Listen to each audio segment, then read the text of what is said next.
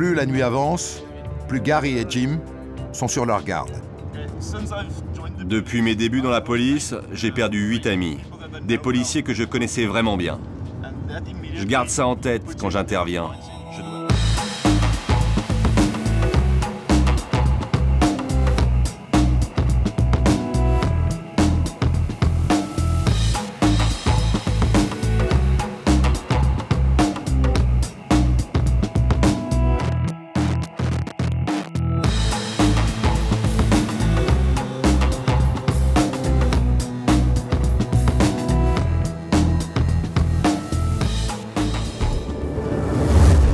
Me voilà à Johannesburg, Joburg pour les intimes.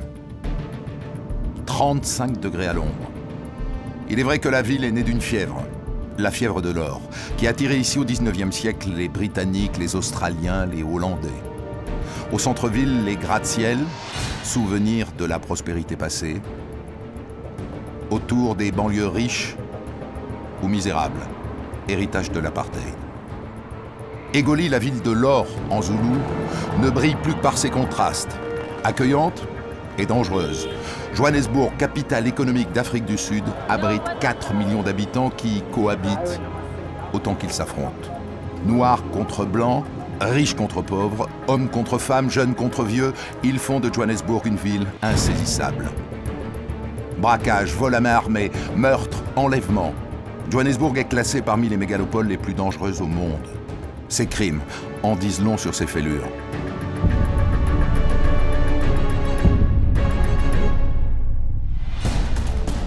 Pour m'aider à pénétrer au cœur de la ville, des journalistes spécialistes du crime qui depuis des années en arpentent chaque kilomètre carré. Grâce à eux, je vais embarquer à bord d'une unité d'élite de la police pour une course-poursuite à plus de 200 km/h. Je vais entrer dans une prison habituellement interdite aux journalistes étrangers. Je vais suivre des gardes privés sur une scène de crime ou un cambriolage a mal tourné et sur les lieux d'une fusillade. Je vais apprendre à tirer, comme tous les riches sud-africains qui veulent se protéger. Je vais participer à un rodéo clandestin avec des voyous. Une jeune prostituée me racontera son enfer quotidien. Et je verrai la famille d'un adolescent abattu par la police. Et puis je finirai mon séjour dans un parc naturel, car en Afrique du Sud, même les animaux n'échappe pas à la violence. Bienvenue à Johannesburg, avec en poche un passeport pour le crime.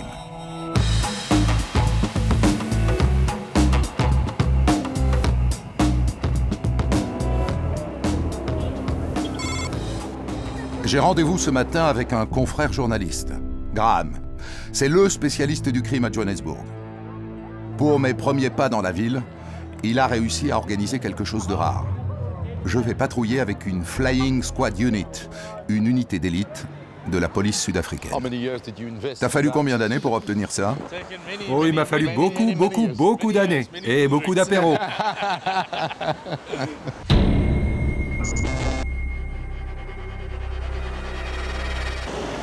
Allez, voilà. Ah, la voiture est puissante. Graham me présente son amie Madeleine. Joli sourire et gilet pare-balles. C'est une policière d'élite. Salut, Madeleine. Sans les contacts privilégiés du journaliste, cette rencontre est inimaginable. En Afrique du Sud, la police refuse systématiquement toutes les demandes venant des télévisions étrangères.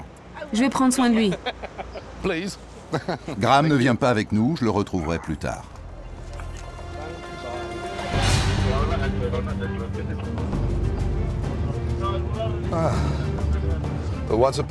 Alors quel est le programme là? Patrouiller. On patrouille et on reste en alerte en écoutant le canal police. Nous ne patrouillons que depuis quelques minutes et déjà, un premier appel. Combien de suspects? Il y a combien de temps? Ils sont partis dans quelle direction? Prends par là. Prends par là.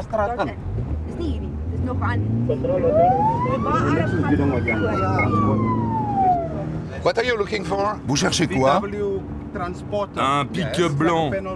Ils ont cambriolé une maison et ils ont utilisé le véhicule pour s'enfuir. Aussitôt la chasse commence. Une chasse à très grande vitesse et à contresens.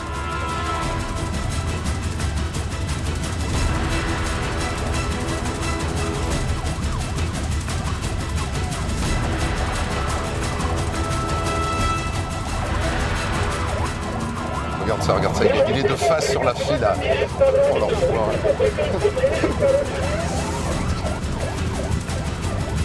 Vous avez peur de la vitesse? Oui, Désolé. vous avez atteint les 200 km/h. Pour ma première dans une voiture de la police sud-africaine, je ne suis pas déçu. Un de nos gars près du garage Sassoon nous dit que la camionnette est dans ce quartier. Il est où? La camionnette se serait réfugiée dans ce grand lotissement. Commence alors un jeu du chat et de la souris, avec pour alliés les habitants du coin. Hello, maman. Comment ça va? Est-ce que vous auriez vu un combi, un grand combi blanc? Il est passé à l'instant.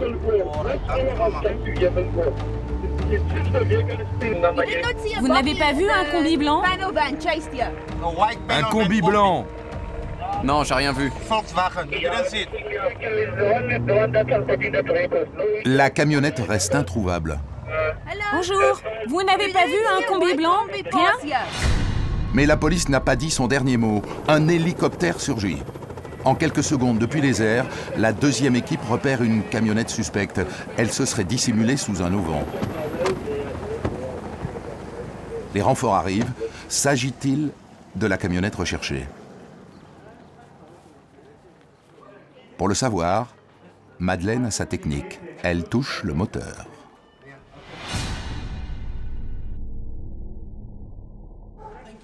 Le moteur est froid, donc elle n'a pas été utilisée.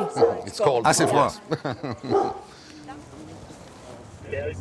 Ici, ça n'arrête pas. On ne sait pas où donner de la tête. Surtout des cambriolages.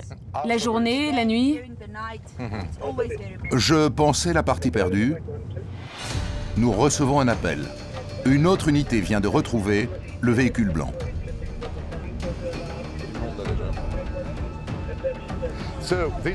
Alors c'est celui-là.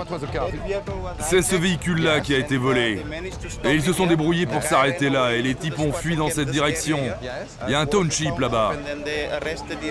Un des types a été arrêté et 3 ont disparu. Mais on les retrouvera jamais dans le township. Les townships, les banlieues pauvres et noires de Johannesburg. La police a tout de même arrêté l'un des voleurs présumés. Il attend dans le fourgon.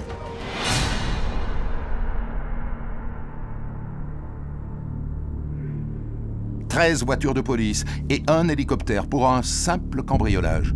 L'Afrique du Sud a l'air de mettre le paquet pour combattre le crime. Mais la vérité, c'est que ces unités d'élite sont rares et que dans son immense majorité, la police manque cruellement de moyens. Alors pour se sentir en sécurité à Johannesburg, les plus riches font appel à des sociétés privées. Mais même avec de l'argent, on n'échappe pas toujours au crime. Vendredi soir, dans cette banlieue chic de Johannesburg, les jeunes privilégiés, blancs et noirs, se retrouvent pour s'amuser. Tiens, la musique est américaine. Ah, le champagne est français. Mais à Johannesburg, la fête laisse vite place à la violence. Dans les rues, les sirènes des patrouilles, des agences de sécurité privées se mêlent à la musique. Ce soir, je suis avec l'une de ces sociétés. High Risk. Cela veut dire haut risque. Leur matériel n'a rien à envier à celui de la police. Voiture rapide, gilet pare-balles et armes très lourdes. Je n'ai pas le droit de vous le montrer à cause du règlement. Désolé. Parce qu'il est chargé et armé. Mais c'est un Glock 19. Un Glock 19, un semi-automatique autrichien dont raffolent les amateurs d'armes. Et puis ce fusil mitrailleur, variante de la Kalachnikov. Difficile pour les policiers sud-africains de rivaliser, d'autant qu'ils sont 3 fois moins nombreux. Et que la frontière entre police nationale et police privée est mince. Très mince. La victime est venue d'où? De Greenstone. Greenstone. Deren est un ancien des forces spéciales. Il a servi dans l'armée sud-africaine et dans l'armée israélienne. Il est là pour protéger les clients de high risk.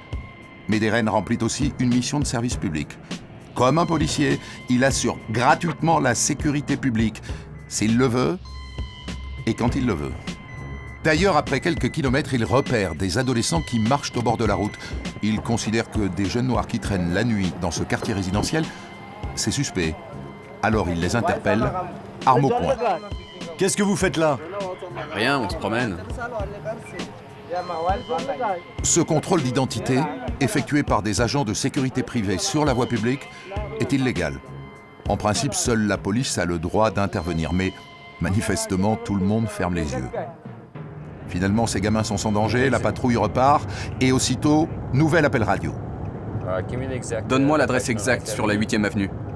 Cette fois, ça paraît plus grave. Apparemment, c'est une tentative de cambriolage en présence du couple.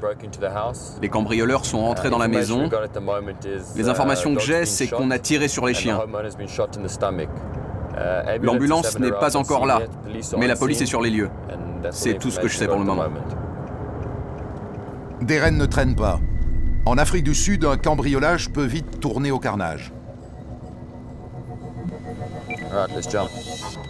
Sur place, les gyrophares éclairent la rue.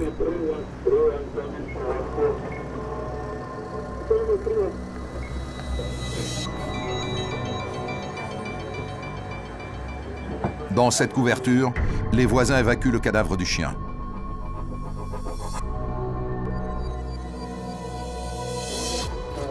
L'un des propriétaires, Jérémy, a lui aussi été la cible des cambrioleurs.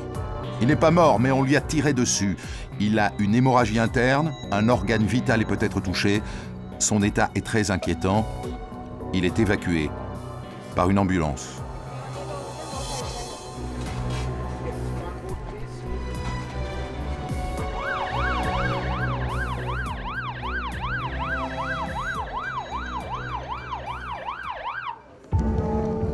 La scène de crime a été gelée, ce qui veut dire qu'en principe, elle est interdite à quiconque n'est pas policier. Mais Deren semble s'en moquer. Et une fois à l'intérieur avec ses hommes, voilà qu'il débute une enquête, en parallèle des forces de l'ordre. Vous avez des informations? Suspect, description? Quelque chose? Non, les propriétaires n'ont rien vu. Les mecs portaient des masques et des gants. Masqués et gantés, les cambrioleurs n'ont manifestement pas laissé d'indices. Un voisin parle d'une voiture rouge. Deren lance aussitôt un avis de recherche à toutes les patrouilles de high risk. Deux suspects qui conduisent une Toyota rouge.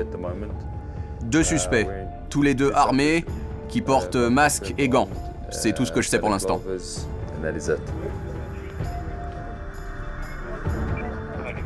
La police sud-africaine repère la présence de notre caméra. Les inspecteurs nous demandent d'arrêter de filmer. Ils veulent confisquer notre cassette. Nous refusons, mais il est temps de s'éclipser.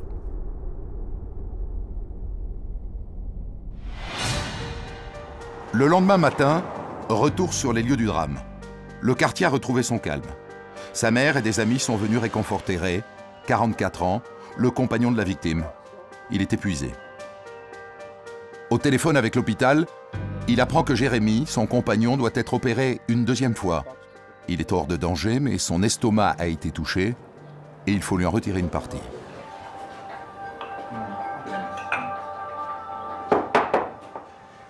Je me sens comme si j'étais passé dans une machine à laver.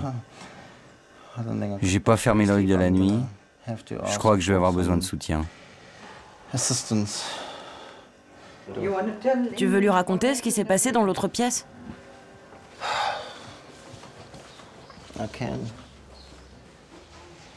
Nous regardions la télévision, une comédie. Nous étions en train de rire. Et mon chien fidèle était allongé, là, entre nous, comme toujours.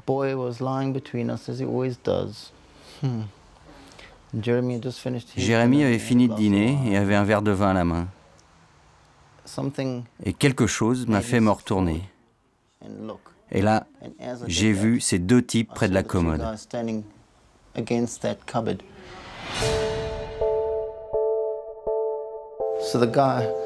L'un d'eux a tiré ici, sur le chien, et il a reculé.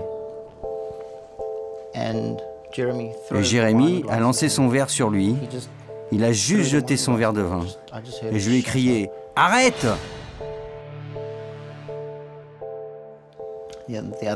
Et après, l'un d'eux pointait son arme et m'ordonnait de ne pas bouger. Il allait sûrement me tuer. Pendant ce temps, Jérémy se tenait là et il insultait ce tireur fou. Et avant que je réalise, une autre balle était tirée.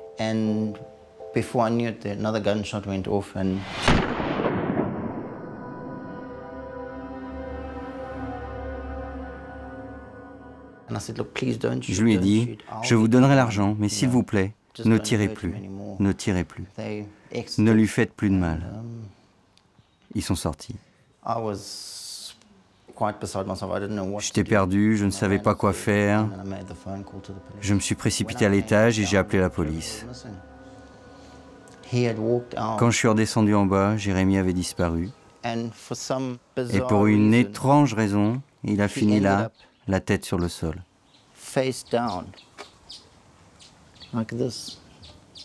Comme ça. Je ne sais pas pourquoi il s'est évanoui ici. Est-ce qu'il voulait monter les marches? Que voulait-il faire vraiment? Voyez comme il a saigné.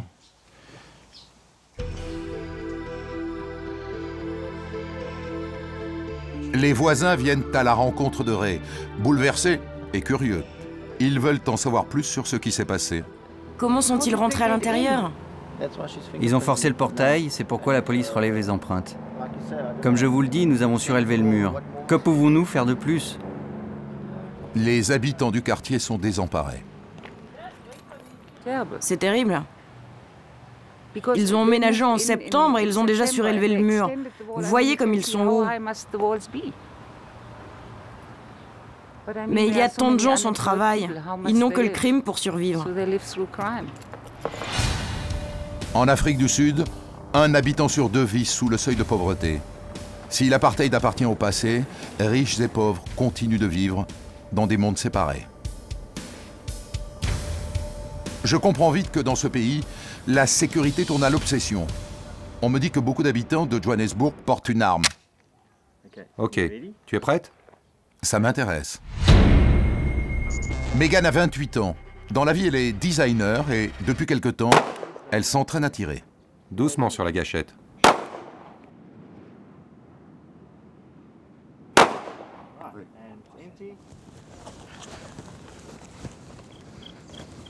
Hi, Pierre. Bonjour Christophe. Hi, Megan. Please. I'm Christophe. What are you doing? Qu'est-ce que vous faites? Vous vous entraînez? J'apprends à tirer avec un pistolet. Shoot. Oui. L'ennemi est là-bas. L'ennemi est là-bas. Quelle est la première chose à apprendre? Tirer, c'est la dernière chose. C'est l'aboutissement. À la fin de la journée, il faut savoir maîtriser l'armement et le désarmement et sécuriser le pistolet. C'est la partie la plus importante. Ça paraît simple, mais ça ne l'est pas. Non. Vous pensiez au début que ce serait simple? On s'habitue peu à peu, mais plus vous pratiquez, mieux c'est. Quand on voit dans les films, je suis sûr que je peux juste viser et tirer. Mais à vous voir ici... Oui, c'est pas facile de savoir de quoi il est question. Je voudrais essayer, mais... Cette main, comme ça. Le pouce là. Et quand vous êtes prêt à tirer, vous mettez l'index sur la gâchette et doucement, doucement, vous tirez. C'est facile. There we go.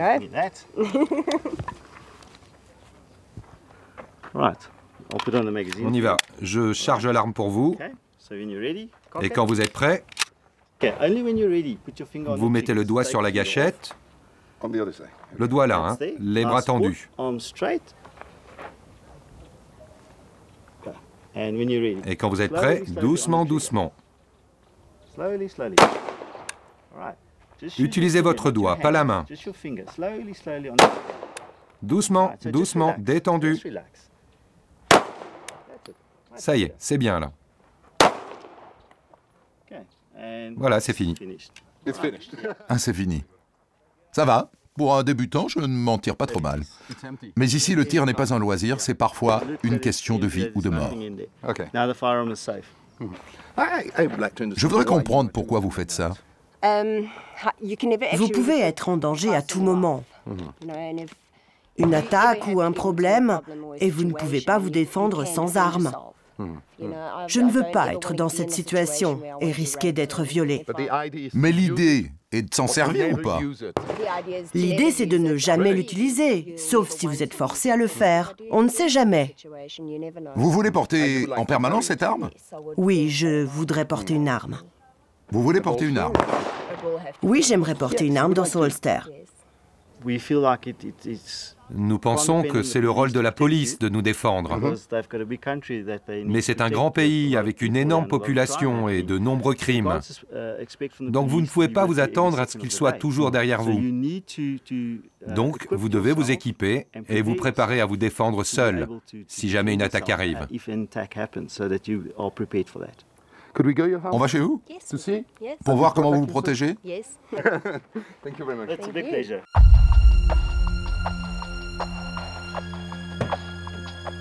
En Afrique du Sud, le sentiment d'insécurité est omniprésent.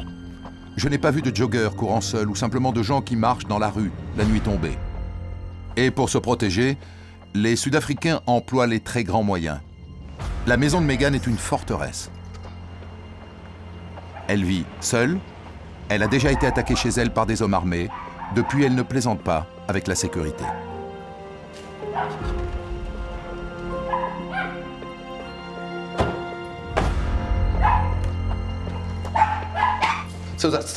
Alors ça, c'est quelque chose de classique. Il y a deux portails. Vous avez le portail principal, et ça vous permet de stationner en sécurité ici, le temps d'ouvrir le deuxième. C'est pour protéger les voitures? Oui, ça les protège. Et la clôture est électrifiée? Oui. Toujours en marche? Toujours. Vous avez des vidéos de surveillance? Non, je n'ai pas de caméra vidéo. C'est la prochaine étape? Non. Pas de caméra, mais une double grille et une alarme.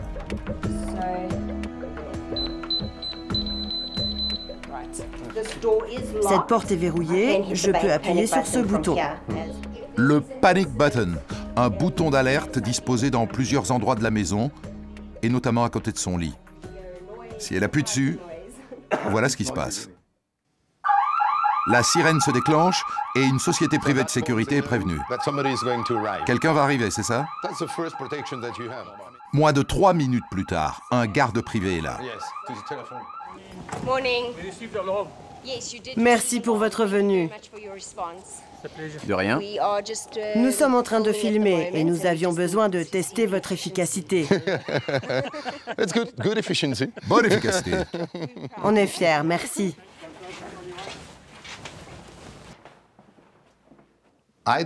Je ne comprends pas pourquoi vous avez besoin d'une arme dans une telle maison. Vous êtes très bien protégé. Il y a le grillage, il y a les portes, il y a le bouton d'alerte. Ces mesures ne sont que des mesures préventives. Nous essayons de dissuader les criminels de rentrer dans la maison. Mais certains rentrent quand même. Et si vous êtes à l'intérieur, face à face, et vous avez l'opportunité de tirer, c'est là le moment où vous avez besoin d'une arme. Et où serait l'arme? Où serait l'arme? L'arme, la plupart du temps, devrait être sur vous.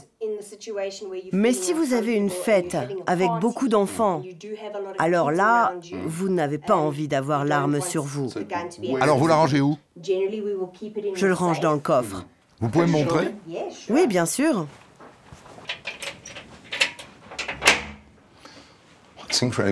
Oh, incroyable. C'est l'endroit où vous le rangez? Oui, c'est là où je mettrai l'arme. Donc mon arme, je peux juste la poser là. Et elle est armée? Oui, poser ici, ça risque rien. Tout ça, bien sûr, a un coût. Megan me dit que ça lui a coûté 15 000 €, 60 fois le SMIC sud-africain. Alors si les riches ont les moyens de se protéger, Ça n'est pas le cas de tout le monde, et comme le prouvent ces images, les plus pauvres préfèrent parfois se faire justice eux-mêmes. On appelle ça la mob justice. Ces hommes sont accusés de viol, et celui-ci aurait volé. Sans procès, il est battu à mort.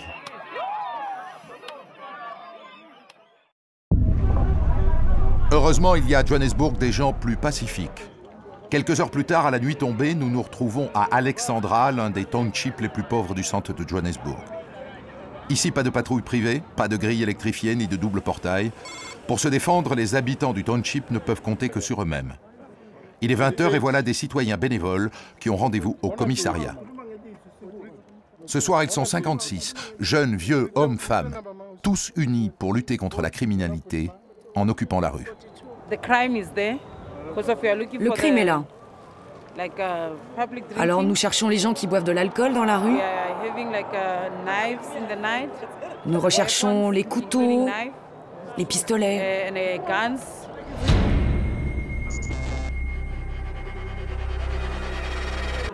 Ce soir, il y a match de foot à Alexandra. La patrouille citoyenne est à cran. Vendredi dernier, un homme est mort, poignardé, à la sortie du stade.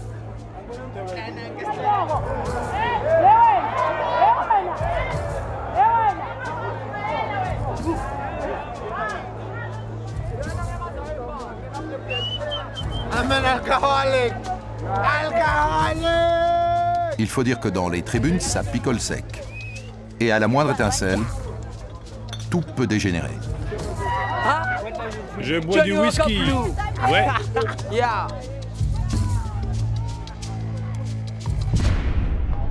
En principe, l'alcool est interdit dans la rue.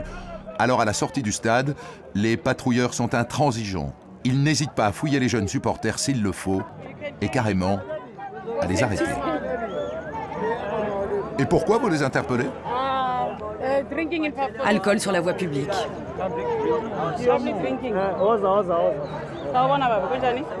On t'arrête parce que tu as une bouteille dans la rue. T'es arrêté. Non, c'est pas ma bière. Vous savez bien que la canette est pas à moi. Une canette de bière peut suffire à terminer dans le fourgon de police. Ce jeune homme passera la nuit en cellule.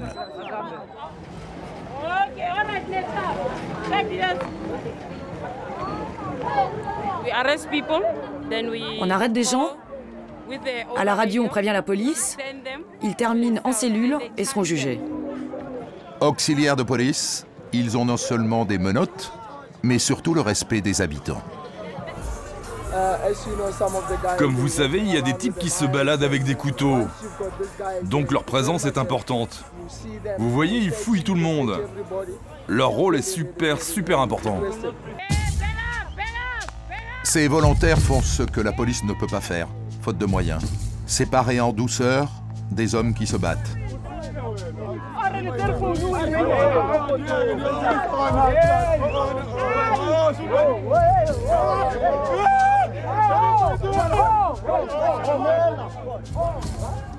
Un gamin traîne dans la rue, il est plus de 23 heures, ils le reconduisent chez lui. Ses parents sont tous les deux absents. Attention à ta langue, la prochaine fois on t'arrête. Tu ne sors plus ce soir. Si je te vois ce soir, je vais t'en coller une.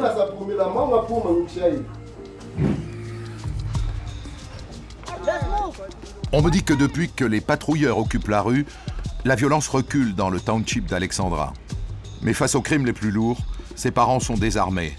Car à Alexandra, le crime est quotidien. Le lendemain, je reviens à Alexandra.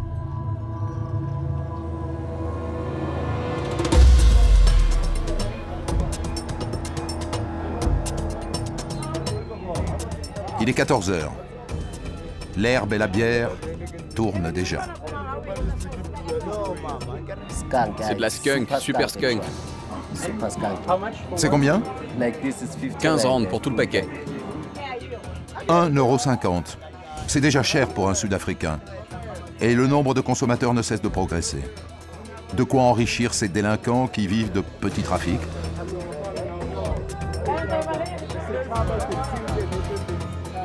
Celui-là est un criminel endurci, ses cicatrices en attestent.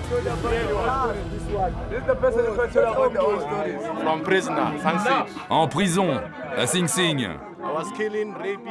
Je tuais, je violais, tout et n'importe quoi. Et j'aimais pas les gens comme toi. Je les tuais. Si je tombais sur toi, t'étais foutu. Je te flinguais, je te dépouillais. C'est ce que je faisais avant. Ils me surnommaient Slata. Vous savez, des surnoms de voyous. Ils trouvent toujours des surnoms. Je connais tous les voyous. Il y en a plein. Trop. Devant nous, il dit s'être rangé.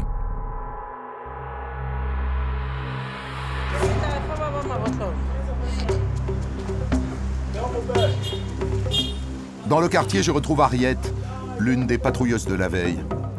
Cette mère de famille vit dans ce quartier dangereux. Pourtant, elle semble s'y sentir à l'aise.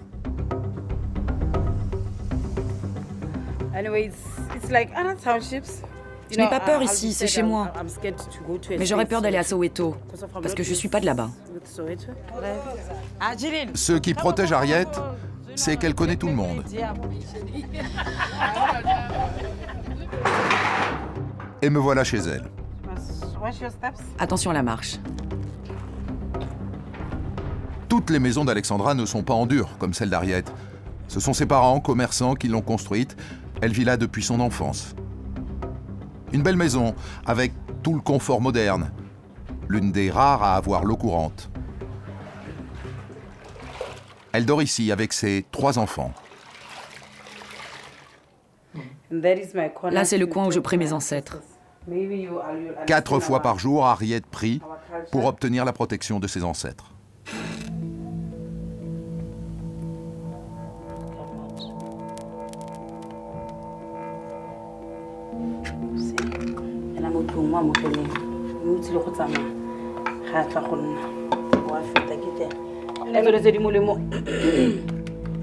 Je vous demande de protéger mes enfants et moi. Que mon grand-fils reste dans le droit chemin. Que notre famille n'ait pas de problème. Protégez-nous des balles.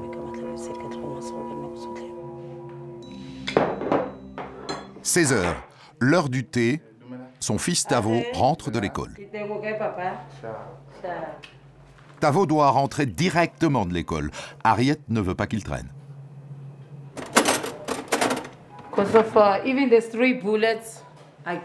Les balles volent dans la rue. Et elles tuent les passants. S'il traîne dehors, il peut avoir de mauvaises fréquentations. Et du coup, être arrêté par la police, qui pourrait penser qu'il trafique.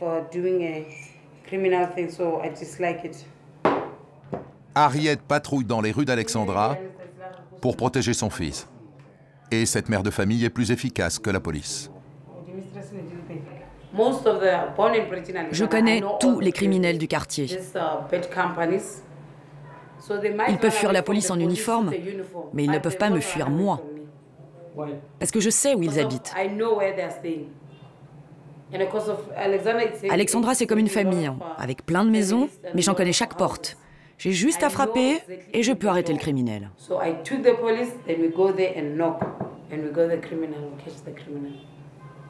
Harriet a réussi à éviter que son fils ne devienne délinquant.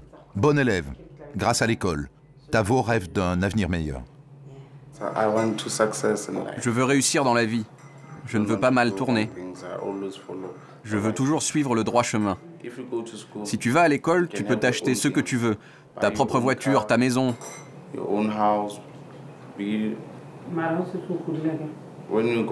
Quand tu grandis, tu réussis et tu deviens responsable.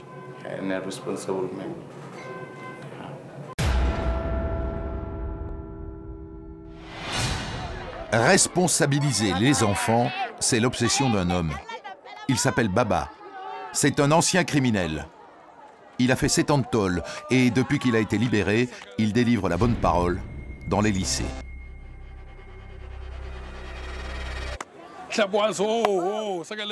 Cet après-midi, je le retrouve au milieu d'adolescents issus des townships les plus pauvres de Johannesburg. La violence est leur quotidien. Baba intervient avant qu'il ne tourne mal. il veut redonner confiance à une jeunesse sans espoir. Alors, vous faites ce que je dis, mais pas ce que je fais. Ce que je dis, mais pas ce que je fais. Allez, on y va. Sur le côté, en bas, en haut, devant. Sur le côté, en avant.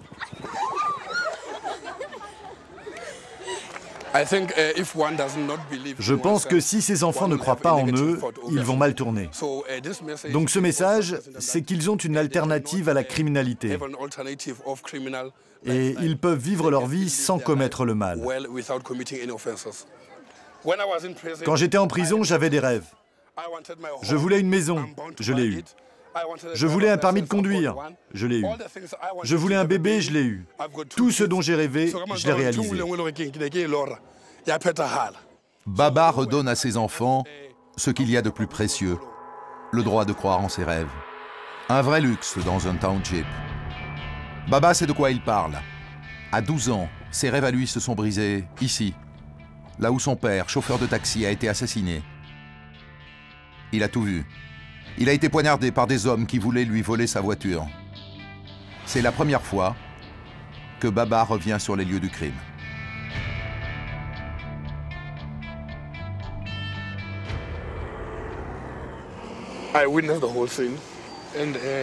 J'ai été témoin de toute la scène.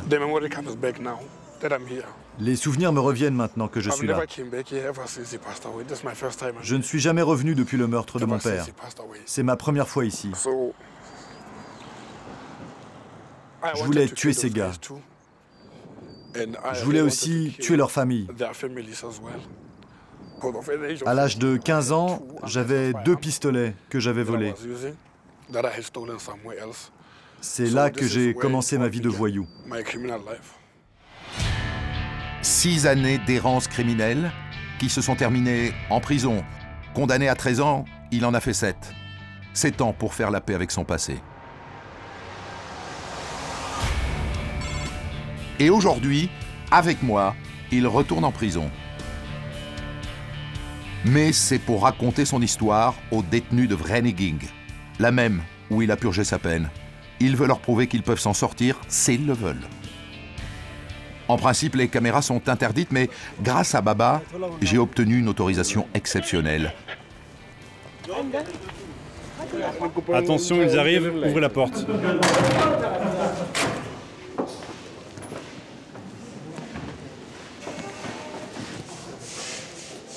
Et me voilà dans une cour, cernée par 4 grandes cellules communes.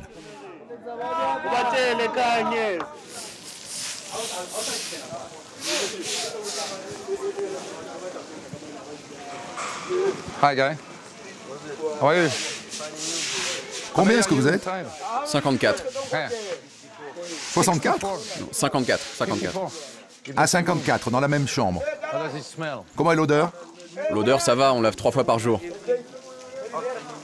Vous passez toute votre journée dedans? Non, la porte est ouverte, on sort quand on veut.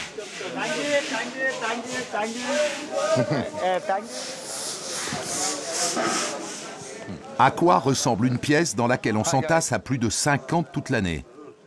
Je demande à voir une cellule. Le confort semble rudimentaire. Ils ont la télé? Oui, c'est une télé fixée au mur. Une télévision lilliputienne pour tout le monde.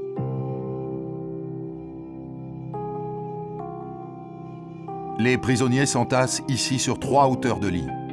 Perte de liberté et perte d'intimité. Double peine.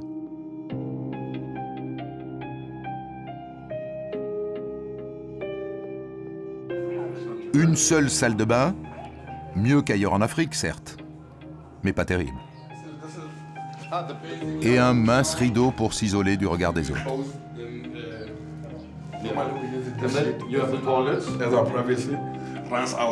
Je me levais le premier vers 6 h du matin, si je voulais prendre une douche. Parce qu'après l'eau chaude, il n'y en avait plus.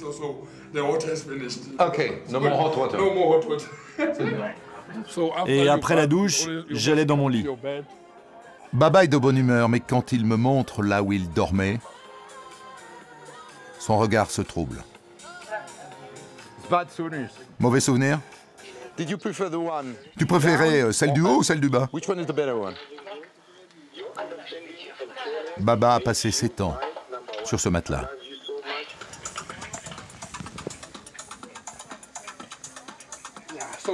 Tellement de choses me reviennent maintenant. De la prison, comment je vivais. Je me réveillais tôt, j'étudiais. Je voulais vraiment devenir une meilleure personne. Devenir une meilleure personne.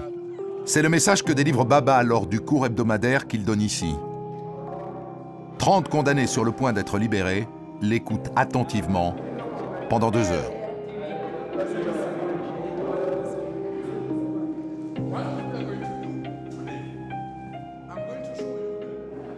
Je veux votre attention. Faites-le tous. Tendez vos bras. Certains vont sentir la douleur dans les épaules. Et parmi nous, certains vont vouloir baisser les bras quand ils vont sentir la douleur. Bras tendus, Baba attend que le premier craque.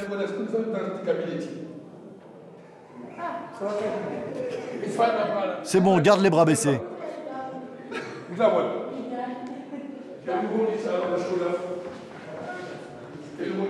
Épaulez-vous. Posez vos mains sur les épaules de votre voisin. Baba demande à tout le monde de se rassembler. Je me prête au jeu. Et le surveillant m'imite. Je voudrais vous demander à tous, que ressentiez-vous quand vous étiez seul? Vous ressentiez quoi?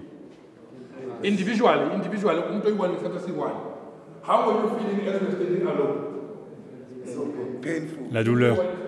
Vous avez senti la douleur dans les épaules, alors vous avez eu envie d'abandonner. Et là, vous sentez quoi avec vos mains posées sur l'épaule de quelqu'un? Tu te reposes sur l'épaule de Christophe, tu ressens quoi? Je me sens mieux qu'avant. Tu te sens mieux qu'avant. As-tu confiance en lui?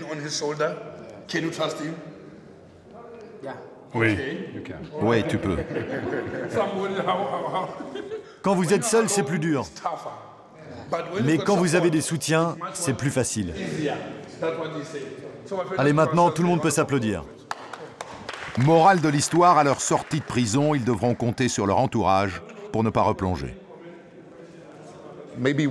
Quelqu'un veut témoigner? Qu'est-ce qui a changé du fait qu'ils viennent là? Est-ce que ça a changé quelque chose dans leur vie? Et quels sont leurs projets pour le futur? Quelqu'un veut dire ça? Qu'est-ce que vous allez faire quand vous allez sortir? Venez, venez.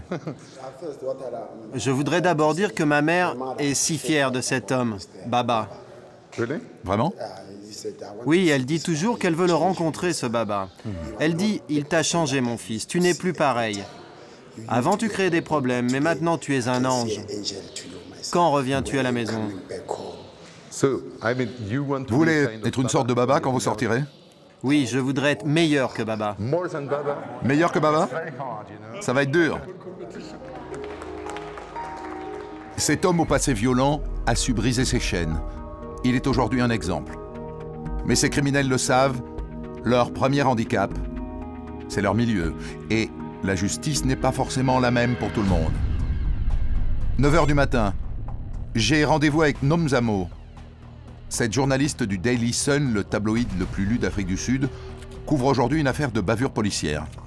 Elle a reçu, par email, ces images d'un jeune garçon de 16 ans, Tato, qui aurait été abattu sans raison par la police. On le voit allongé, la chemise en sang, mais la vidéo ne dit rien sur les circonstances de sa mort. Nomzamo décide de se rendre à ses funérailles. On a tué Tato de 7 balles, 3 dans la tête et 4 dans le corps. La police est régulièrement accusée de battre les suspects ou même de les tuer. C'est un gros problème en Afrique du Sud. En arrivant aux obsèques à Soweto, surprise, on chante et on danse autour du cercueil. Tous sont vêtus de blanc, la couleur du deuil, et de bleu, symbole de sérénité.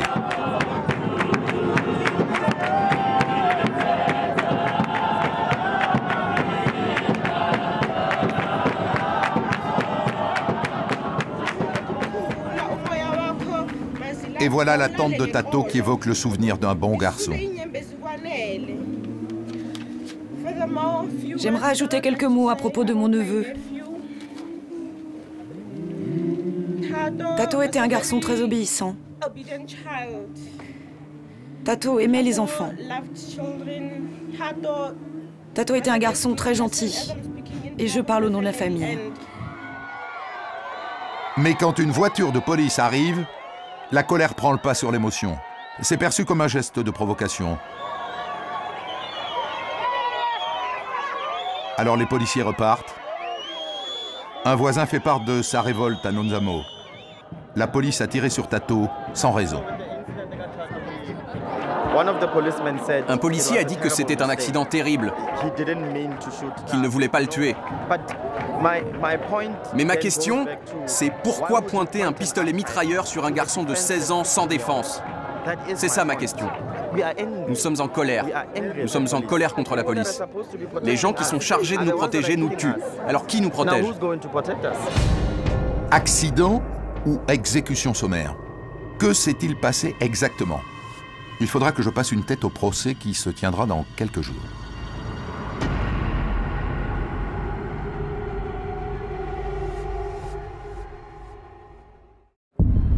Un peu plus tard dans l'après-midi, je reviens dans le quartier d'Alexandra où une fusillade vient d'éclater. Sur place, je retrouve Narissa, une journaliste de la chaîne d'infos en continu E-News.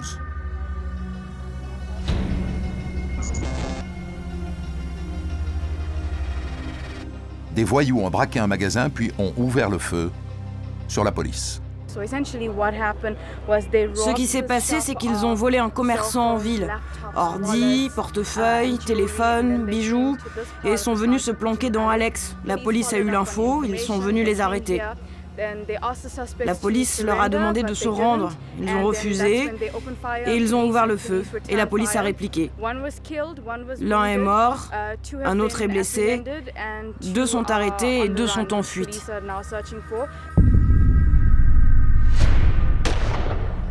Une fusillade, en plein jour. Une balle perdue aurait pu tuer un passant. Ces jeunes du quartier ont tout vu. Ils veulent bien raconter, à condition qu'on ne les filme pas. Ici, on ne balance pas. Ces mecs ont commencé à tirer sur les flics, et c'est là où les flics ont tiré aussi. Et qu'est-ce que vous avez fait? Qu'est-ce que tu crois? On a fui! Et je me suis enfermé chez moi. Ils ont tenté leur chance. Va saisir ta chance. Et après, tu reviens. Qui sait, tu peux réussir ou pas. Comme eux. Voler. Ces jeunes noirs considèrent que c'est un acte de bravoure. On vole les blancs parce qu'on pense qu'ils ont volé nos ancêtres. Je ne sais pas s'ils sont nombreux à penser comme lui. Narissa et son caméraman se dépêchent. Le sujet doit être prêt pour le journal de 19h. Ils rentrent à la rédaction d'E-News.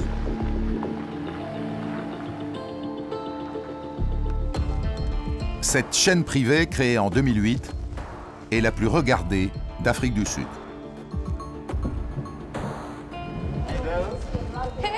Salut les gars, comment ça va?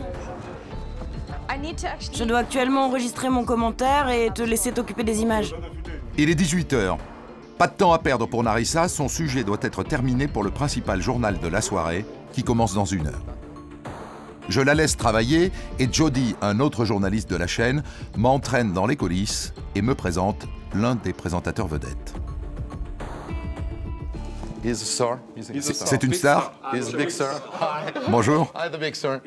Je cherche à comprendre quelle est la place du crime, en fait, dans votre programme. C'est une chaîne d'information continue. Ça va dominer. Les gens ont besoin de connaître la situation concernant les crimes. Notre travail est d'informer les gens sur toutes les sortes de crimes, des violences familiales à la corruption gouvernementale.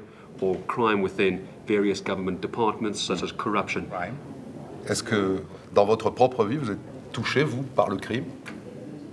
J'ai vécu en Afrique du Sud toute ma vie. Je n'ai jamais connu une seule année sans être affecté par le crime.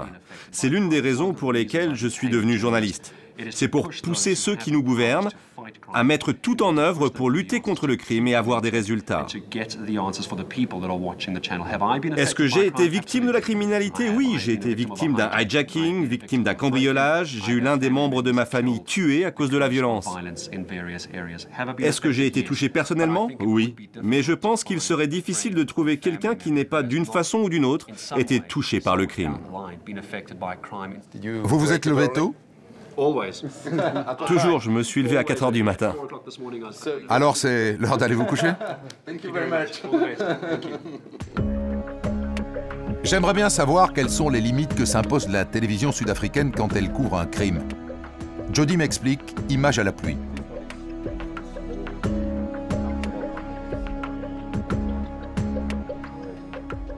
Quelles sont les règles finalement en Afrique du Sud et ici dans cette chaîne sur ce qu'on peut montrer comme type d'image et ce qu'on ne peut pas montrer? L'Afrique du Sud est à ce sujet très conservatrice. Dans ce cas précis, vous pouvez montrer le corps tant qu'il est recouvert. Vous ne pouvez pas montrer le visage, dans aucun cas. Jamais. Donc le plus que vous pouvez montrer, c'est quoi? Normalement, peut-être le bras et le pied dans ce cas. Mais vous ne pouvez pas montrer le corps. C'est une position très conservatrice, effectivement, en Afrique, où en général on montre tout, et plus il y a de sang, mieux c'est quoi. C'est possible pour d'autres pays africains. Mais en Afrique du Sud, nous sommes attachés à des règles strictes. Ça suffit. C'est l'héritage anglais. Probablement. Voir en dessous du drap ne va pas rendre le sujet plus fort.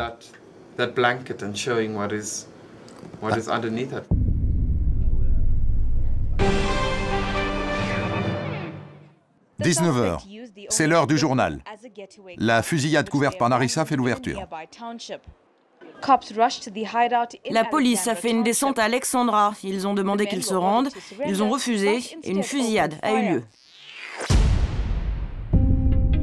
Me voilà au tribunal de Johannesburg pour l'une des premières audiences publiques où comparaît le policier qui a abattu Tato, le gamin de 16 ans tué chez lui à Soweto. Toute la presse est là. La mort de Tato est une affaire nationale. La chaîne d'info E-News est là aussi, bien sûr. Cette fois, c'est la journaliste Bongewi qui couvre le procès.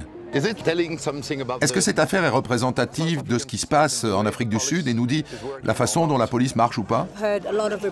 Nous avons eu de nombreuses plaintes des townships qui mettent en cause la police. Elle est accusée d'humilier les gens et de ne pas venir suffisamment en aide à la population. Pour les gens des townships, le procès d'aujourd'hui est vraiment très important. Ils veulent que justice soit faite. Sur décision du juge, il est interdit de filmer dans le tribunal. Nous volons ces quelques images, tournées avec un téléphone portable. L'enjeu de l'audience d'aujourd'hui est de décider si le policier doit rester en prison en attendant son procès. Le voilà, ici, à droite. Sa hiérarchie le décrit comme suicidaire. Une commission l'aurait assigné à des tâches de bureau avec interdiction de porter une arme. Mais alors que faisait-il ce jour-là chez Tato, avec un pistolet mitrailleur? Le rapport médical concernant le policier n'a toujours pas été versé au dossier. La police traîne des pieds. La juge en conclut qu'il doit rester derrière les barreaux. Alors accident ou meurtre? J'ai bien envie de rencontrer la famille de Tato, au sud de Soweto.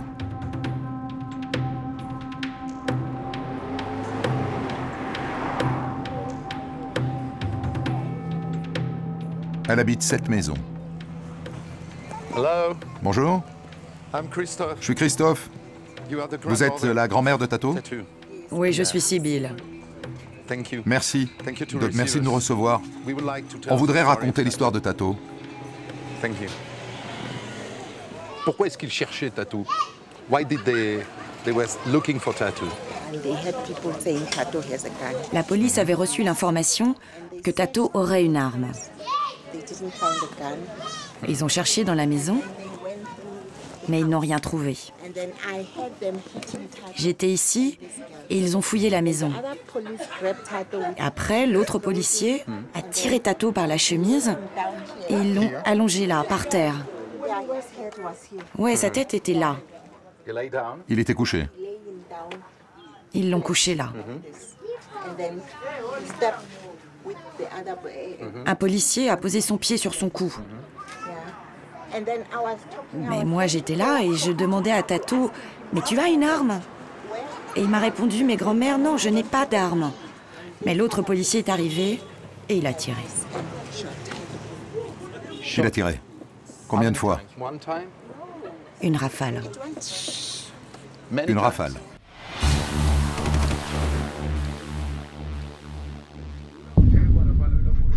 Un voisin alerté par les tirs a tourné ces images. Quelques minutes seulement après la mort de Tato. On le voit allongé sur le ventre, il a reçu 7 balles à bout portant. On ne voit pas les policiers sur ces images. On me dit qu'ils se sont vite retirés près des voitures. La famille, elle, est réfugiée dans la maison, sous le choc. Ils nous ont insultés. Ils ont menacé de nous gifler en disant qu'ils cherchaient Tato. Ils sont entrés dans sa chambre, ils lui ont demandé de s'allonger par terre. Ils n'ont pas trouvé ce qu'ils cherchaient. Alors qu'il était à terre, ils lui ont donné des coups de pied. Ils avaient des grosses bottes et à la fin, ils lui ont tiré dessus.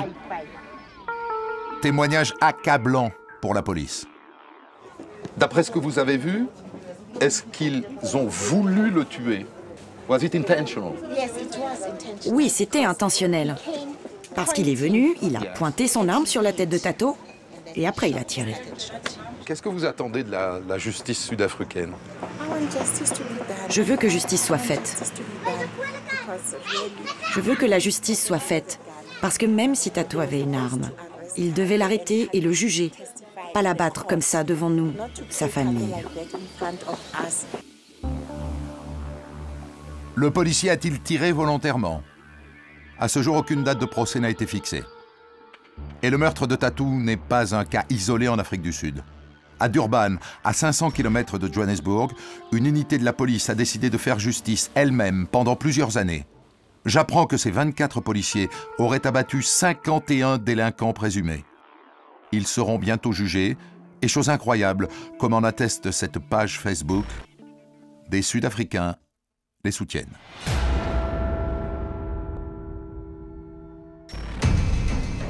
Si les policiers se comportent parfois en voyous, les voyous peuvent souvent agir en toute impunité. Je vais m'en rendre compte ce soir en participant à un événement aussi mystérieux qu'illégal, réservé à quelques très rares initiés. Cette nuit, les voyous de tous les townships avoisinants vont s'affronter en voiture au cours d'un rodéo clandestin. Il est 23 h à Soweto. Embouteillage devant les grilles, il va falloir être patient et surtout montrer patte blanche. Ici, on parie. L'argent passe de main en main. Les voitures, que je soupçonne d'être toutes volées, coûtent une petite fortune. Ici, les voyous sont bling-bling.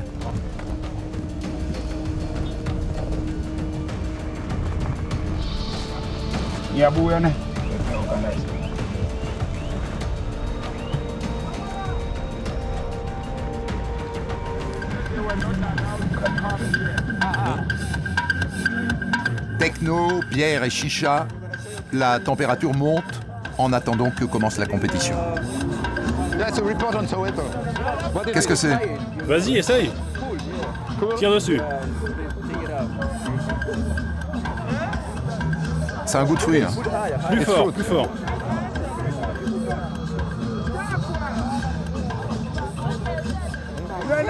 Johannesburg, c'est trop cool.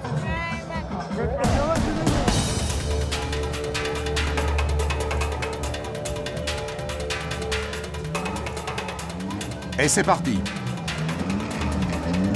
La première voiture s'engage. Grosse cylindrée, préparée pour l'occasion.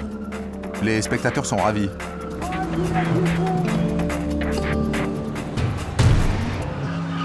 Une piste de 20 mètres de diamètre et des figures libres pour démontrer ses qualités de pilote. Chacun a son style.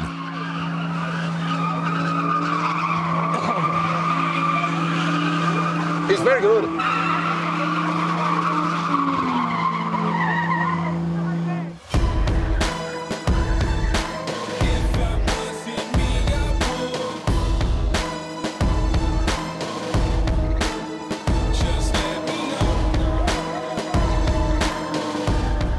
Ici, une interprétation toute personnelle de la nage synchronisée. On tourne, on tourne.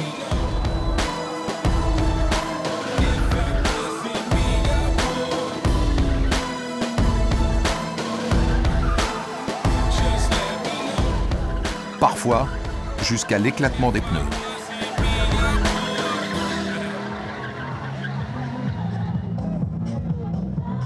Hello. Bonjour, je suis Christophe, je viens de France. I like this. J'adore. Les gens pensent que si vous faites du rodéo, vous êtes forcément un criminel, que vous volez forcément des voitures. Mais ceux qui font du rodéo ne sont pas tous des voyous. Ils ne volent pas tous des voitures. Moi et d'autres, on va à l'école. Le rodéo, c'est juste un sport. Vous connaissez tout le monde? Oui, la plupart d'entre eux. Vous êtes d'ici, de Soweto? Oui, je suis de Soweto. Tu veux monter? Yes. Is that possible? Je peux monter? On peut aller dedans?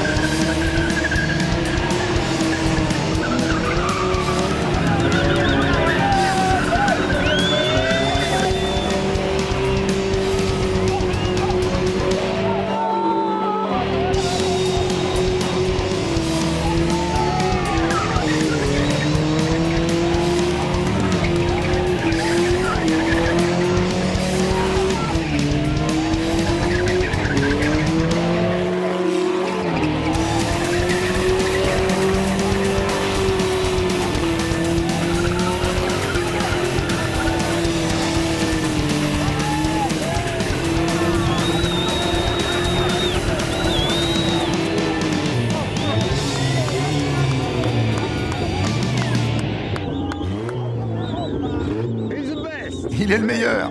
C'est le meilleur.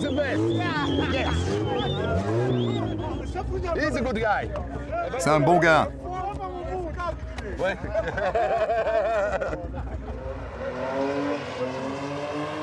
Je laisse ces fous du volant brûler les pneus jusqu'au bout de la nuit.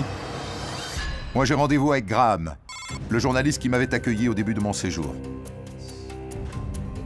Il passe la nuit avec une autre unité d'élite de la police sud-africaine et m'a proposé de l'accompagner.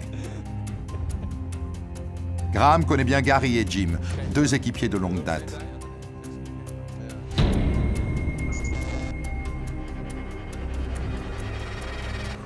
Tu es fatigué? Non, je vais rester jusqu'à 4-5 heures. Je dois être chez moi à 6 heures. La nuit est calme en ville.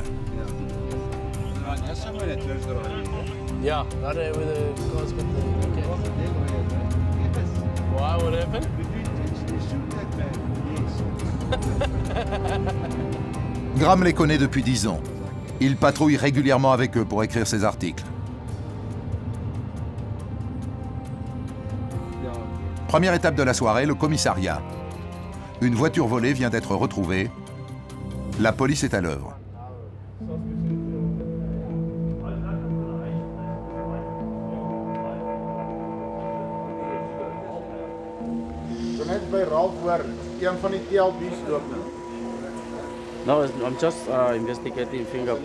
J'essaye de trouver des empreintes pour identifier un suspect dans nos fichiers.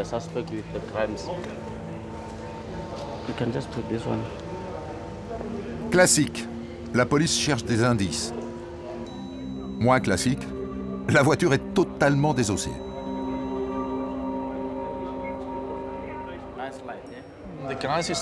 Les types qui ont volé cette voiture cherchaient un tracker. C'est un mouchard électronique caché dans la voiture et quand elle est volée, il envoie à la police sa position. Vous pouvez voir, ici, Ils ont cherché dans le tableau de bord. Comme souvent, le tracker a fonctionné et les voleurs ont dû abandonner la voiture à l'arrivée de la police. Du coup, les criminels ont inventé une méthode radicale. Ce qu'ils font, c'est qu'ils enlèvent le conducteur, ils lui mettent un pistolet sur la tempe et ils le forcent à révéler où est caché le mouchard. Ce qui devait être un simple vol de voiture se transforme en crime sanglant et violent. Une fois n'est pas coutume, ce soir, la police annonce une bonne nouvelle au propriétaire. Où elle est? La voiture est sur le parking du commissariat. La mienne, vous êtes sûr? Et il y a toutes vos affaires dedans. Tenez, je vais vous les rendre. Oh, ils ont retrouvé mon sac. Toute ma vie était dans cette voiture.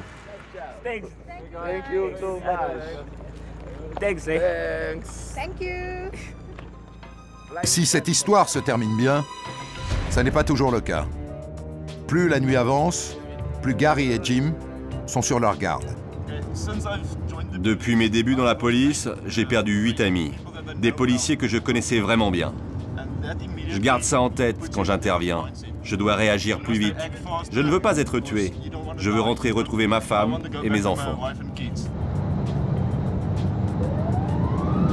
Gary déclenche la sirène. Une moto roule tout phare éteint sur l'autoroute.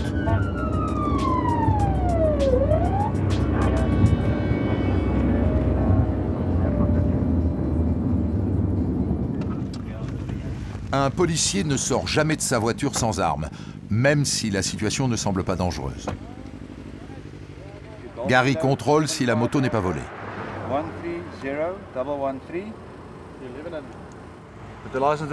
L'assurance a expiré il y a 2 ans.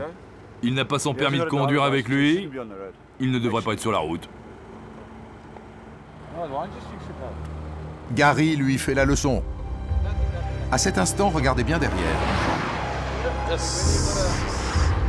Cette voiture vient de passer à plus de 200 km/h. Allez, ok, on y va. Gary décide de la prendre en chasse.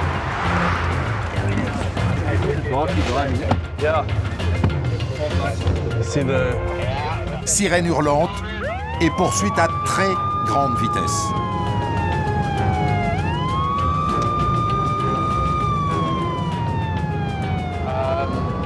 Ces types peuvent être impliqués dans un braquage. Et on peut supposer qu'ils sont lourdement armés. La voiture continue sa course. Elle ne s'arrête pas malgré la sirène. Il appelle des renforts. La direction Johannesburg, délit de fuite. On est en train de poursuivre une voiture avec 2 suspects à l'intérieur.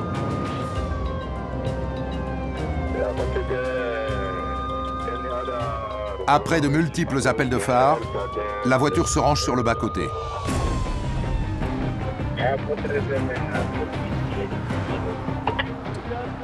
Si le conducteur sort rapidement, le passager reste dans la voiture. Pour les policiers, c'est le moment le plus dangereux. Cet homme peut être armé. Le passager sort.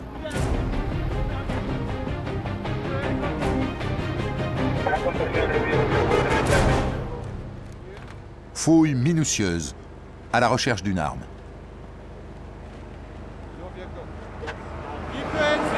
Repose tes mains.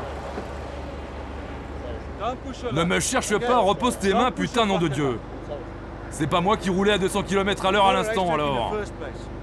Je suis terriblement désolé, ma mère a eu une crise cardiaque, elle est à l'hôpital. Mais j'en ai rien à faire de savoir que t'es allé à l'hôpital. L'ambiance est tendue. L'homme tente de se justifier. Ouvre le coffre. L'homme dit que sa mère est malade. S'agit-il d'une excuse? Gary vérifie en cherchant de la drogue et des armes. Il ne va pas être déçu. Sous le siège du conducteur, un pistolet. L'homme est-il un criminel?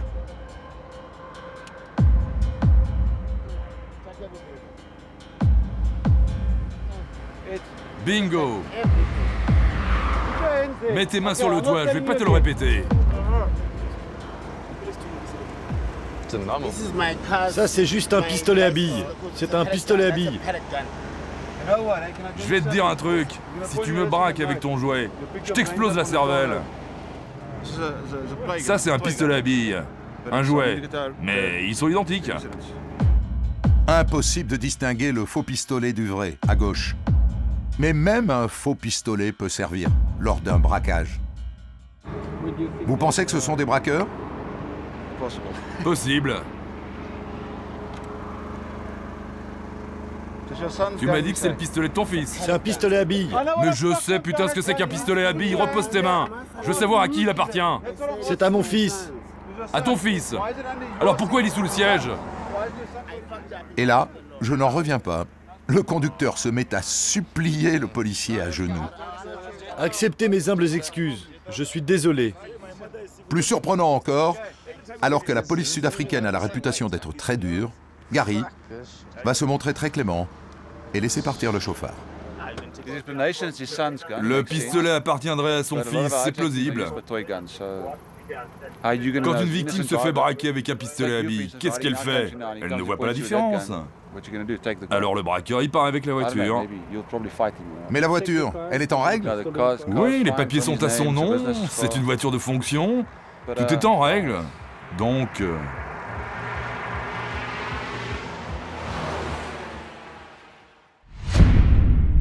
On continue la ronde. Ici, le quotidien, c'est aussi la prostitution. Gary s'arrête. Il connaît bien la plupart des filles. Ça va, comme d'hab. Les clients se font rares ce soir. Et toi?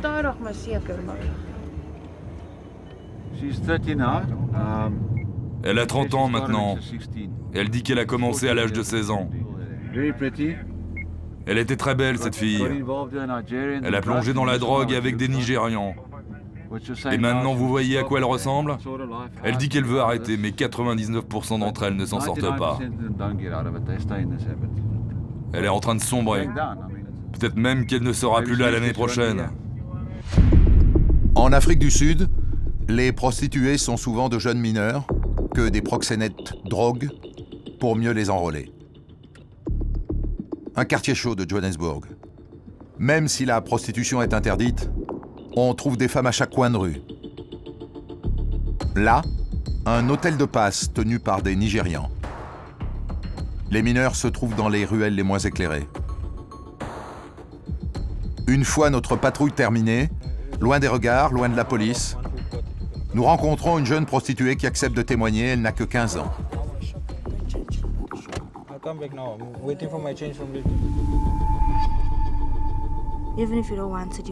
Même si tu n'en veux pas, ils te battent pour que tu prennes du crack.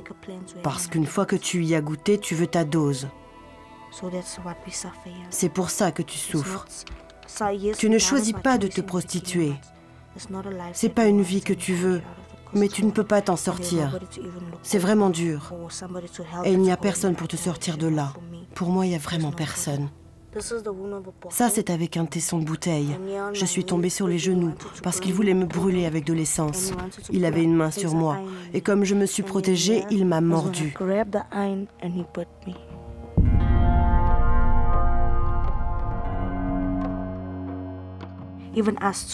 Même si on va voir les flics pour dire qu'on t'a battu et porter plainte, il s'en trouve toujours un pour avertir le MAC.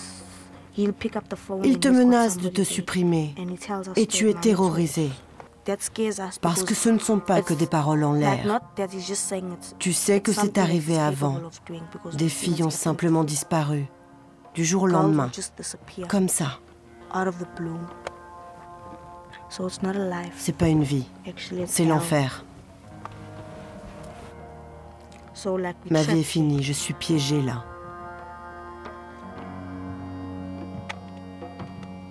Livrée au proxénète, elle ne peut pas compter sur la police.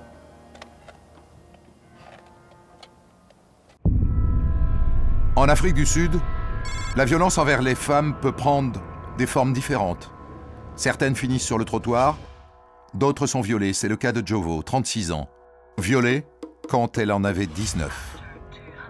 Jovo m'a donné rendez-vous dans une école. Elle donne des cours, m'a-t-elle dit. D'une curieuse façon. Qu'est-ce qui se passe ici?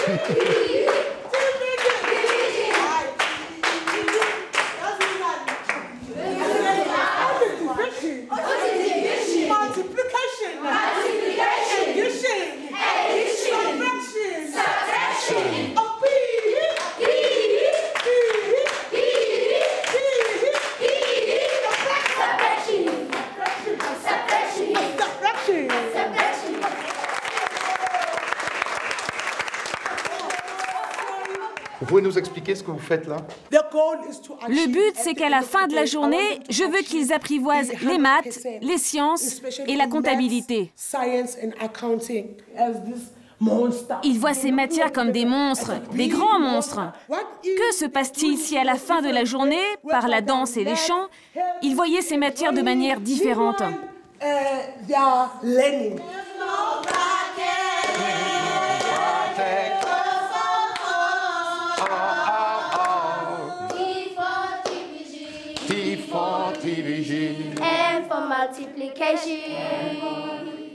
Le chant pour apprivoiser les monstres. Et ça marche. Pour les enfants, Jovo est un prof comme on en rêve. Une énergie, une joie de vivre qui les enchante. Cette joie de vivre cache pourtant un profond traumatisme. J'ai des flashbacks de ce qui m'est arrivé à l'époque. Je ne dors pas la nuit. Encore aujourd'hui, ma famille vous le dira. Je crie tous les soirs. Tous les soirs. Encore aujourd'hui. Vous ne dormez pas? Je ne peux pas. Je ne peux pas. Qu'est-ce qu'il est arrivé? C'était où? Dans votre maison? Quoi? Le viol? Oui. Non, ils m'avaient invité dans l'église. Ils m'ont violée dans l'église. Je suis restée nue à côté de l'autel. Ils m'ont laissé marcher dans l'église complètement nue. Qu'est-ce qu'il est arrivé à ces hommes? Ok, voilà ce qui est arrivé. J'ai demandé où en était l'affaire et on m'a dit qu'elle était close. J'ai reçu des appels qui me disaient « Attention, tu sais à qui tu as affaire. Tu ne dois pas parler. » Et qu'ils savaient où j'habitais et même pendant le procès, le juge me criait dessus parce que je devais m'asseoir à côté des types qui m'ont violée, sur le même rang. Vous comprenez, ils m'ont violée à deux. Je devais m'asseoir à côté d'eux. Je leur ai dit, je ne peux pas. Mais le juge ne comprenait pas. Alors je leur ai dit, ok, on oublie, on oublie. On oublie. Ça n'est jamais arrivé. Jusqu'à quel point votre histoire est-elle emblématique? Ce qui vous est arrivé. Ça concerne beaucoup de vos amis? Il y a beaucoup de femmes, beaucoup de femmes.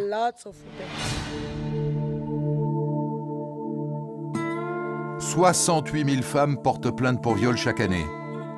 Mais on estime le nombre réel de viols à 500 000. Autrement dit, 1 par minute. L'Afrique du Sud tient là un triste record mondial. Dans cette société violente, les femmes sont en première ligne. Mais les plus vulnérables d'entre elles, les plus visées, sont les lesbiennes. Tuli assume. Elle aime les femmes. Mais dans ce pays qui a ouvert le mariage et l'adoption aux homosexuels, être lesbienne peut être dangereux. Le principal risque, le viol correctif. Une manière pour les hommes de les punir, de vouloir les remettre sur le droit chemin. C'est ce qui est arrivé à Tuli, il y a 10 ans. Elle était adolescente. C'était ici, un dimanche matin. Ce type voulait me prouver que je suis une femme et non pas un mec. C'est là qu'il m'a violée. Il n'y avait personne pour m'entendre, parce qu'il n'y avait pas de maison autour à l'époque. J'étais seule avec lui. Il était armé d'un pistolet, faisait ce qu'il voulait, et il prenait son pied. Mais moi non. Je souffrais, saignais, je pleurais, tout ça. J'étais juste heureuse parce qu'il ne m'a pas tuée. La plupart des lesbiennes sont violées et tuées. Depuis, Thuli s'est reconstruite. Elle habite à Soweto dans cette maison, avec toute sa famille et sa fille, Nobule. Thuli est une ancienne joueuse de foot professionnelle, mais dans ce pays machiste, le foot c'est un sport de garçon. Et pour sa famille, jouer à un sport de garçon, c'était risqué d'en devenir un.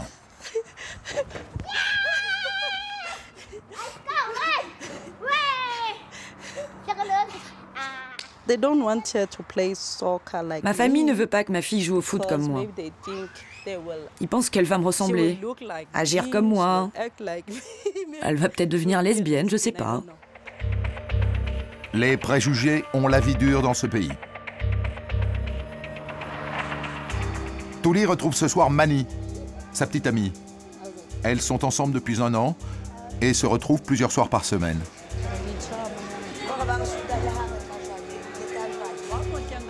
Acheter des bières, simple geste de la vie quotidienne, mais pour elle, c'est prendre des risques. Dans le township, les hommes regardent d'un mauvais œil 2 femmes ensemble. Marcher ensemble la nuit n'est pas sûr du tout. La probabilité est très importante d'être violée ou d'être agressée par des mecs. À la fin de la journée, la vie continue. C'est pas parce que nous sommes lesbiennes et que nos vies sont en danger que nous devons arrêter de vivre. Ici, assumer est un sacré courage.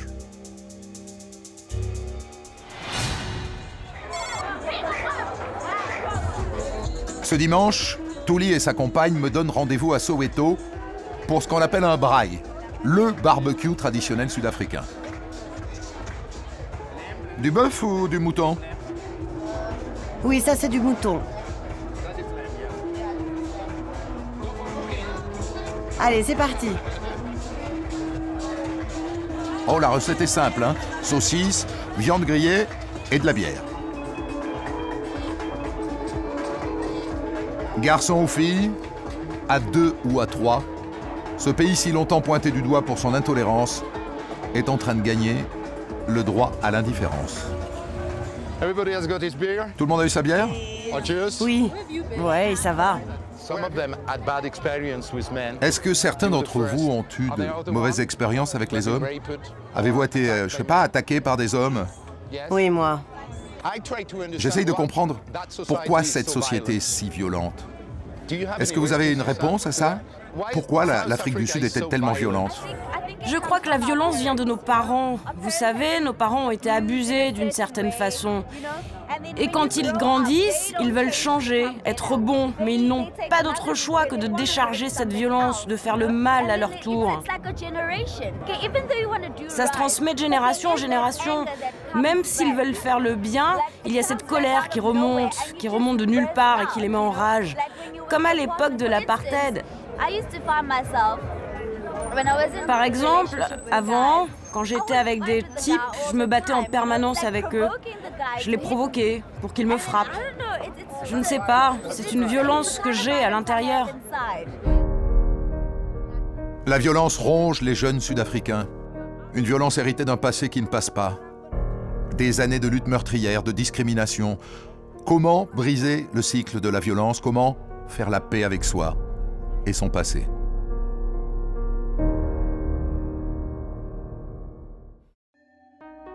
Mon séjour est bientôt fini. Pour les touristes, l'Afrique du Sud, c'est avant tout ça, des réserves naturelles dans lesquelles vivent des animaux sauvages. Qui vivent là, dans ce parc de 1200 hectares, à 50 km de Johannesburg. Ils vivent libres, mais sous haute protection, car eux aussi sont victimes de violences, et en particulier les rhinocéros en danger de mort. Sur ces images, on découvre l'un d'eux dont les braconniers viennent d'arracher la corne. Les Asiatiques lui accorderaient des vertus aphrodisiaques. Du coup, son prix grimpe en flèche de rhino est aujourd'hui plus cher que l'or. À 49 000 € le kilo, une corne adulte se vend 400 000 €. Un rhinocéros, c'est une fortune sur 4 pattes. Cette espèce en voie d'extinction ne survivra pas au rythme de ce trafic. Les arrestations se multiplient. Les tribunaux condamnent lourdement les braconniers, jusqu'à 25 ans de prison. Mais rien n'y fait. Alors les parcs cherchent la parade, comme ici. Je rencontre Stéphane, né de mère française, sud-africain, en charge depuis 10 ans des rhinocéros.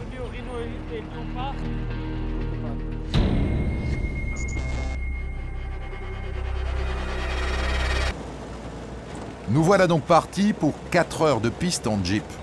On ne donne pas rendez-vous à un rhinocéros, il faut le trouver.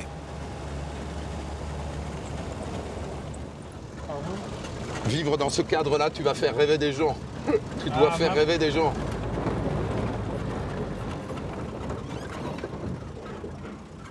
Nous parcourons les derniers mètres à pied. Nous sommes tout près. Il faut être prudent.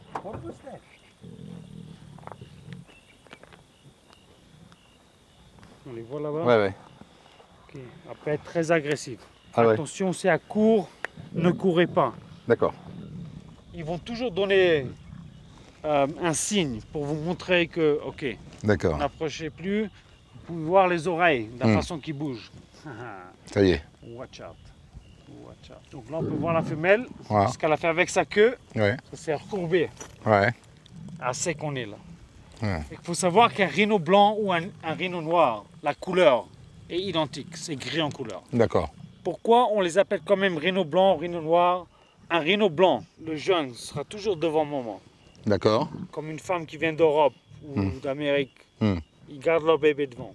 En Afrique, les noirs, ils gardent leur bébé dans leur dos. Et le rhino noir met le bébé derrière. Rhino noir.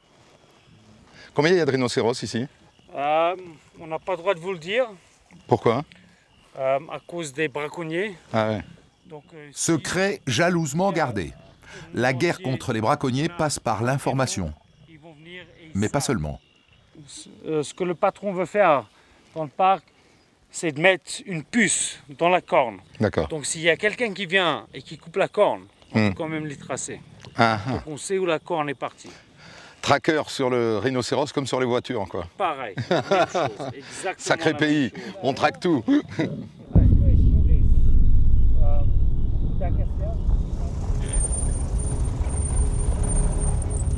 En 2011, le parc a perdu un rhino. Stéphane m'emmène là où ça s'est passé. Je vais vous montrer exactement où elle a été tuée par les braconniers. Et malheureusement, elle a été tuée avec son bébé, qui avait 18 mois. Je vais vous montrer exactement l'endroit. Ça s'est passé exactement ici. Cet endroit-là, il faut savoir de nos jours, les braconniers, ils ne viennent pas à pied ou avec des véhicules. Ils vont louer un hélicoptère. Donc ce qui s'est passé, ils sont venus pleine lune. Il faut savoir que pleine lune... En hélicoptère la nuit? Il faut savoir que les gars, ils viennent, ils sont équipés. Ils ont des gilets pare-balles. Ils ont des AK-47. Wow. Et ils viennent avec des chainsaws. Avec... Des tronçonneuses? Tronçonneuses. Pour couper la corne? La corne. Ils peuvent le faire en 5 minutes. En 5 minutes, le boulot est fait. Oh. Hélicoptères et armes de guerre, les braconniers sont sans limite pour ce trafic qui est l'un des plus rentables du monde. Alors pour sauver les derniers rhinos, ce parc a pris d'ultimes mesures. Le soir venu, des hommes à pied investissent la savane. Ce sont des mercenaires, ex-soldats. Leur mission est très risquée. Le danger vient bien sûr des braconniers, qui n'hésitent pas à tirer, mais aussi des rhinos, qui peuvent charger. Il est 6 heures du soir. Maintenant, le parc est vide de visiteurs. Qu'est-ce que vous allez faire? Mes hommes vont se déployer et protéger les rhinocéros.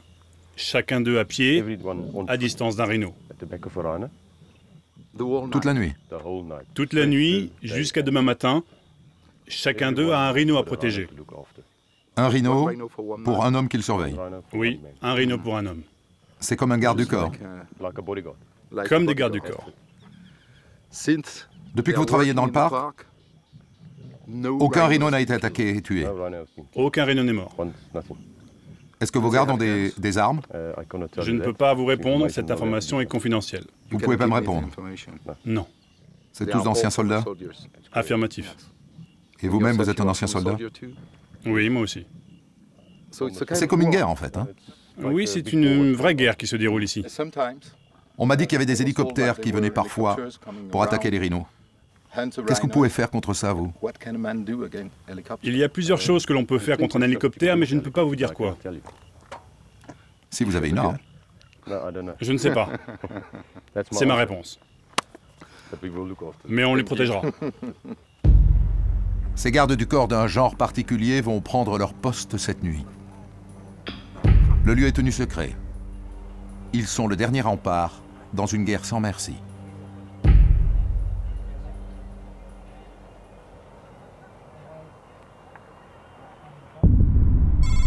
C'est la fin de mon séjour. Mais avant de quitter Jobour, je veux prendre des nouvelles du couple victime d'un braquage sanglant. Ce matin, Ray se rend au chevet de son compagnon, Jérémy. Je pourrais faire le chemin en fermant les yeux depuis le temps. 3 semaines qu'il fait la route plusieurs fois par jour. Je souris, mais il faut que je sois fort pour lui. Voilà l'hôpital où Jérémy a subi 2 opérations. Il a perdu la moitié de son estomac, la moitié de son foie. Nous n'avons pas le droit de filmer, mais nous confions une petite caméra à Ray. Ma priorité, c'est de guérir et de rentrer chez moi. À ce jour, les agresseurs du couple n'ont pas été retrouvés. En Afrique du Sud, l'impunité est souvent la règle.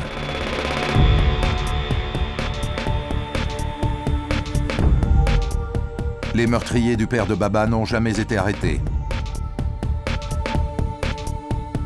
Tuli ne connaît toujours pas l'identité de son violeur. Le viol de Jovo est une affaire classée. Et on attend toujours le procès du policier qui a abattu le jeune Tatou. Sans justice, comment réussiront-ils à faire la paix avec leur passé? Comment ce pays pourra-t-il se réconcilier?